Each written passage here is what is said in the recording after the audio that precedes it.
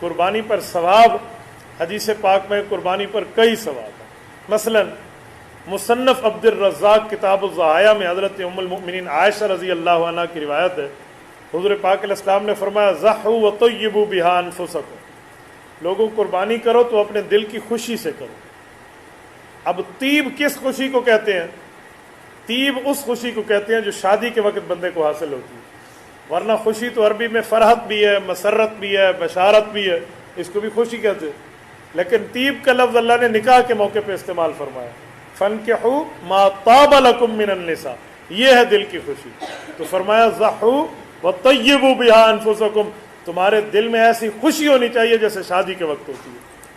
تو اس خوشی کے ساتھ قربانی کرو، ہائے لیلا گدام تے کٹھا گیا، اس طرح کے دل نہیں ہونے چاہیے، اچھی سی بندے کی ذہنیت ٹھیک ہونی چاہیے۔ اچھا، جب قربانی ہو جائے تو ضحوا وطیبوا بها انفسکم، اگلا جملہ، اب جب مسلمان قربانی کے جانور کو ذبح کرنے کے لیے قبلہ رخ لٹا دیتا ہے تو اس وقت رب کریم ایک اعلان فرماتے ہیں۔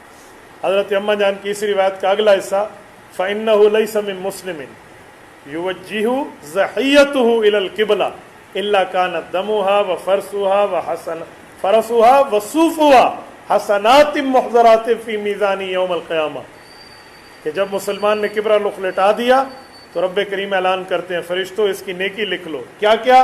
3 نیکیوں کے بارے میں بات فرمائی۔ نمبر 1، جو اس کا خون جتنا بہے گا اس کی خون کے بدلے میں اس کی نیکی لکھ لو۔ نمبر 2، اس کا جو بول براز، جو اس کا پیشاب پخانہ آج تک اس کے کھلانے پلانے میں استعمال ہوا اور وہ کھلانے پلانے کے بعد وہ فضلہ ضائع ہوتا رہا، اس سب کے بقدر وزن کی نیکی لکھ لو۔ نمبر 3، اس کے اون کی بقدر، جتنی اس کی کھال بال ہیں اس کے برابر آپ نیکیاں لکھ لیں۔ تو آپ بتائیں کتنا فائدہ ہے اس میں؟ 2-3 فائدے۔ نمبر 1، آپ نے جو کھلایا پلایا ہے تو وہ ضائع نہیں ہوا، وہ بھی آپ کی نیکی میں گیا۔